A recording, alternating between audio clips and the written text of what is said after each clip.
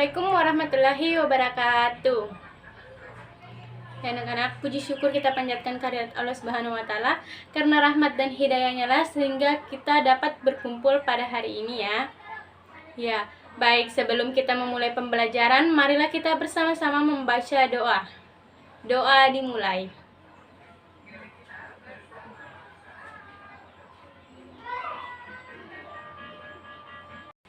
Doa selesai. Ya, baik anak-anak, tujuan pembelajaran kita pada hari ini yang pertama yaitu dengan membaca siswa mampu mengetahui biografi Sunan Giri.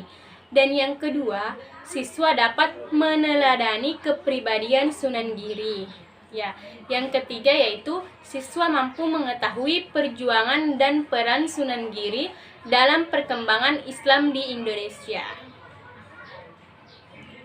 Ya. Baik, itulah tadi tujuan pembelajaran kita pada hari ini ya.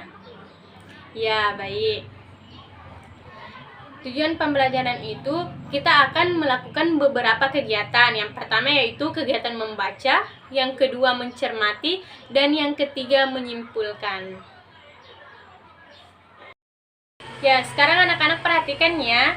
Ya, gambar di atas ini merupakan peninggalan Sunan Giri di Kecamatan Kebomas, Gresik. Ya, benar. Adapun beberapa gambar peninggalan Sunan Giri yaitu sebagai berikut.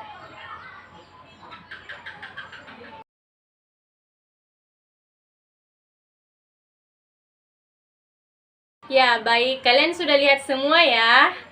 Ya, sekarang Ibu akan menyuruh kalian untuk membaca biografi Sunan Giri yang ada pada buku siswa kalian ya.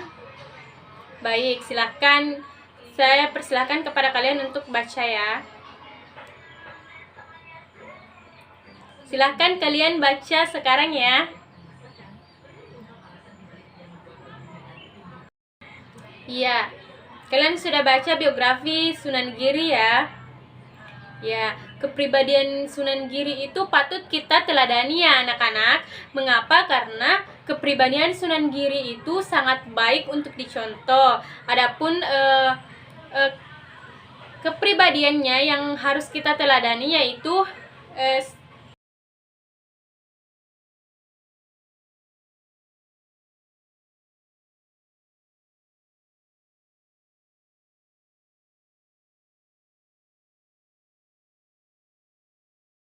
ya, itulah tadi kepribadian Sunan Giri yang patut kita contoh ya. Ya, baik. Sekarang guru akan membagi kalian menjadi beberapa kelompok. Kelompok pertama yaitu ya, sudah semua kelompoknya ya. Ya, sekarang Ibu akan memperlihatkan video tentang sejarah perjuangan Sunan Giri ya. Ya, silahkan anak-anak untuk memperhatikan video ini karena sebentar Ibu Guru akan memberikan tugas untuk kalian. Ya, silahkan kalian lihat ya. Marilah kita belajar Wali 9 yang saat ini kita membahas tentang peran Sunan Giri dalam mengembangkan Islam. Ini hanya sebagian kecil saja.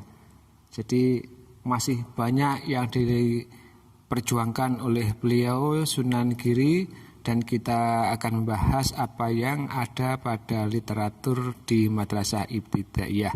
Jadi ini hanya sebagian kecil saja dari perjuangan Sunan Giri. Baik, marilah kita pelajari. Bismillahirrahmanirrahim. Peran Sunan Giri dalam pengembangan agama Islam. Perjuangan Sunan Giri. Nah, sebagaimana kita ketahui, Sunan Giri berada di wilayah Jawa Timur, putra dari Maulana Ishaq pada episode sebelumnya. Yang diperjuangkan adalah yang pertama adalah sebagai pemimpin agama, tentu saja karena beliau adalah memang ahli agama yang sudah belajar ke Sunan Ampel dan juga ayahnya sendiri yaitu Maulana Ishaq. Beliau sangat ahli agama, baik urusan fikih, tasawuf, dan sebagainya. Dan juga penguasa wilayah Giri, di mana wilayah Giri ini adalah sebagian dari wilayah Majapahit saat itu ya. Akan tetapi dipersembahkan kepada Sunan Giri yang mampu memimpin wilayah Giri tersebut. Nah, beliau nanti kita bahas satu persatu ya. Yang berikutnya adalah tentang bagaimana menjadikan pesantren mengambil alih fungsi dukuh. Jadi dari dukuh dijadikan sebuah pesantren. Apa itu dukuh? Nanti di bawah akan kita terangkan. Jadi perjuangan Sunan Giri meliputi pemimpin agama dan penguasa wilayah, juga menjadikan pesantren dari fungsi dukuh yang ada pada zaman Majapahit. Berikutnya adalah mengembangkan pendidikan terbuka bagi masyarakat. Apa itu? Sebagai pemimpin menjadi pesantren dan juga pengembangan pendidikan terbuka. Berikut ini. Ini contoh dari modelnya. Sebagai pemimpin agama dan penguasa wilayah Giri. Seperti saya sampaikan tadi bahwasanya Sunan Giri beliaunya ahli agama juga ahli pemerintahan. Jadi juga pinter jadi umara dan juga menjadi wali atau lebih daripada ulama. Ya, beliau sangat ahli agama dan juga mampu bidang kepemerintahan. Beliau bergelar Prabu Sasmita.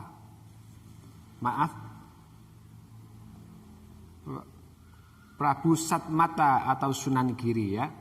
Prabu Satmata atau Sunan Giri yang disematkan oleh Raden Paku, yang juga disebut ini maksudnya ya, juga beliau disebut Sunan Raden Paku, seperti yang diberikan nama oleh Maulana Ampel atau Sunan Ampel. Beliau memberi nama Raden Paku yang berada di Giri.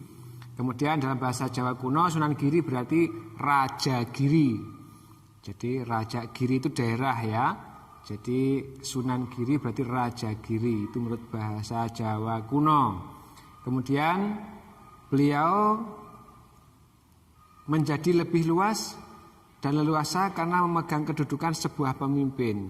Beliau sebagai pemimpin otomatis dalam berjuang dia menggunakan kepemimpinannya. Jadi yang bisa kita ambil pelajaran ketika kita menjadi seorang penguasa, menjadi pemimpin, bagaimana kita mampu menggunakan kepemimpinan kita untuk berjuang di jalan Allah. Kalau kita jadi lurah misalnya, kamu jadi seorang lurah, ya bagaimana kamu bisa berjuang menurut agama, berjuang menegakkan agama lewat jalur kepemerintahan lurah kamu itu.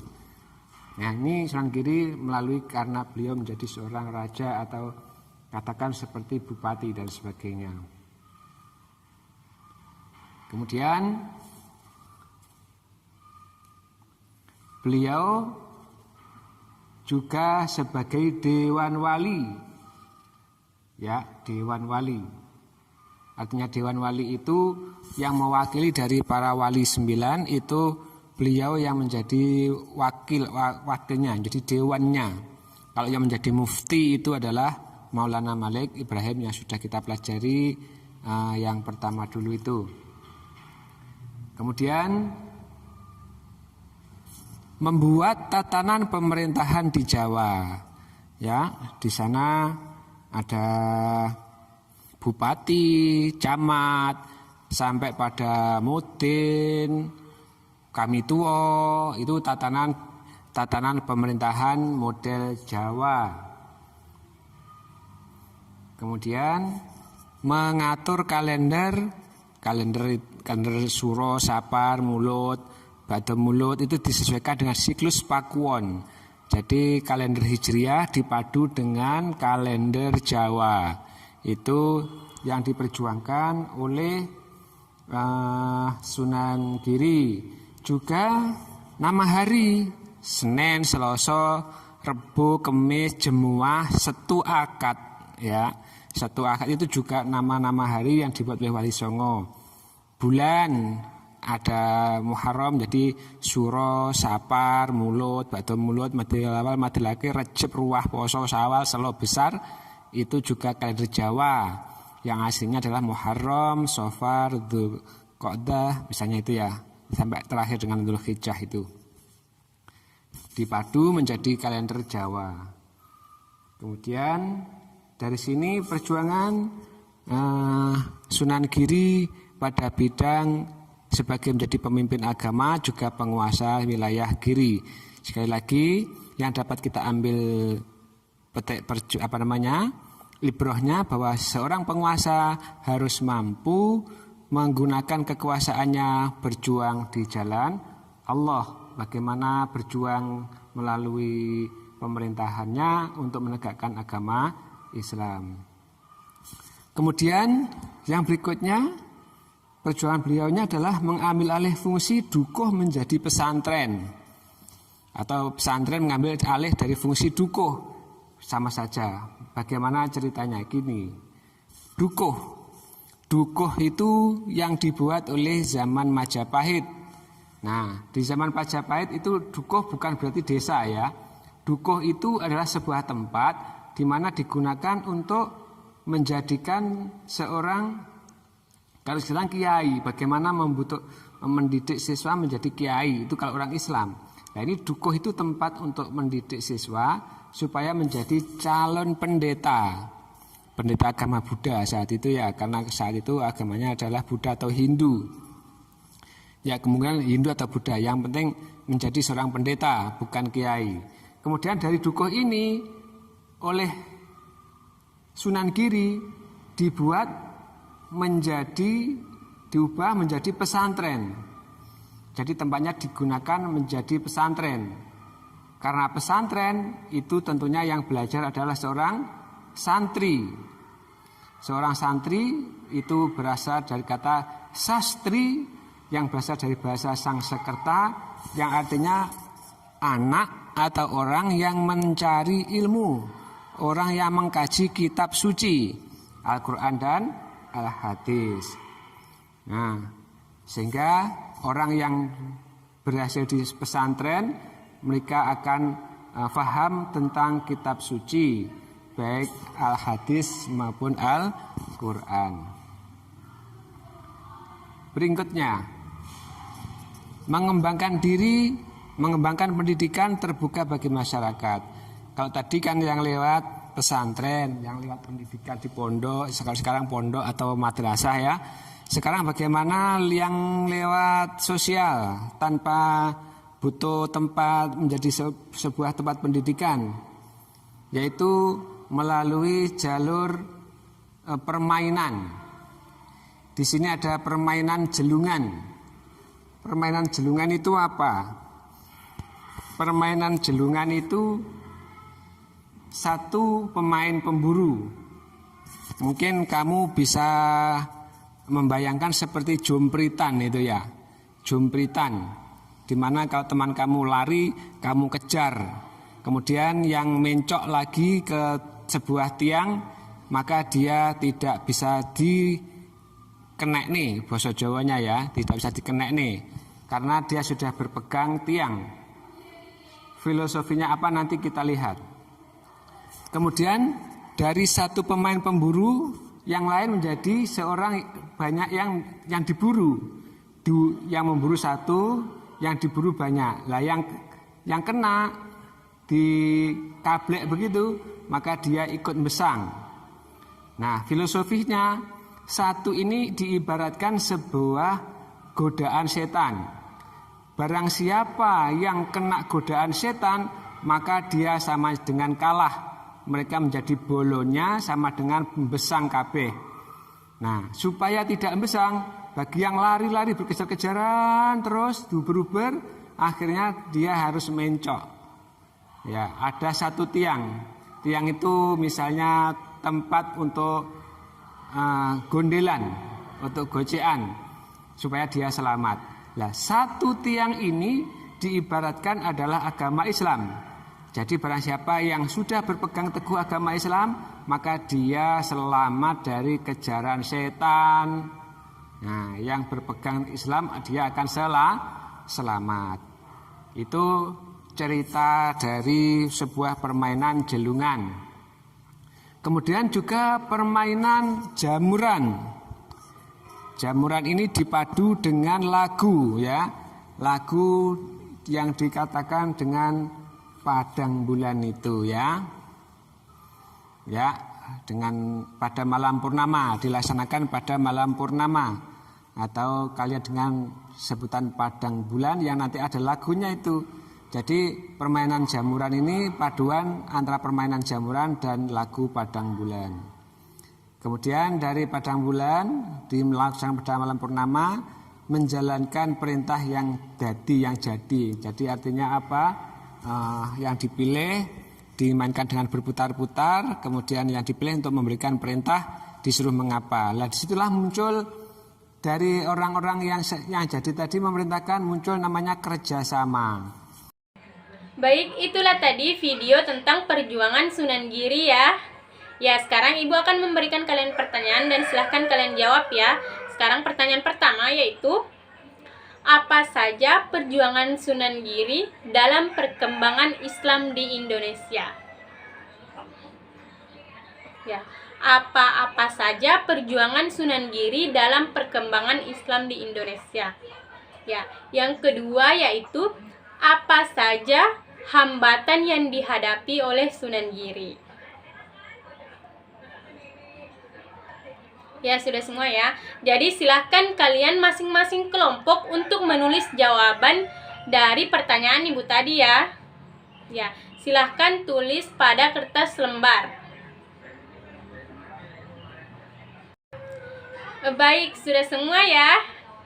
Ya, sekarang kalian kumpul di meja Ibu. Ya.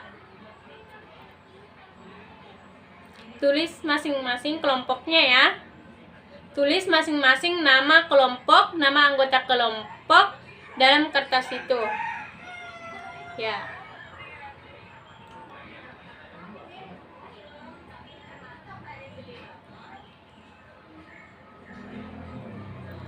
Ya, sudah semua ya.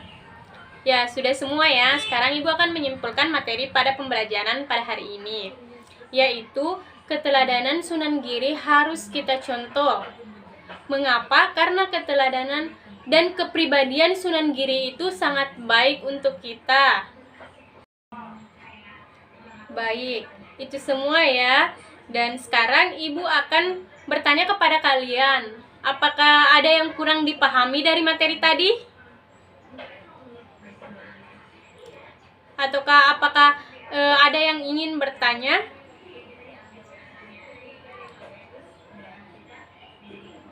Ya, baik, mungkin sudah tidak ada ya. Jadi Ibu akan memberikan tugas kepada kalian, yaitu tuliskan contoh keteladanan Sunan Giri dalam kehidupan sehari-hari. Ya, contohnya baik. Kalau baiknya seperti apa dalam kehidupan sehari-hari kalian, tapi dari kalian ya. Ya.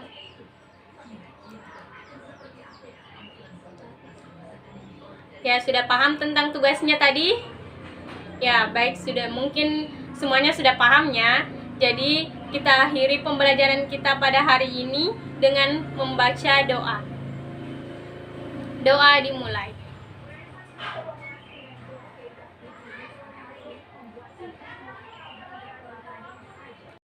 Doa selesai. Jadi sekarang anak-anak silahkan pulang ya, dan hati-hati di jalan.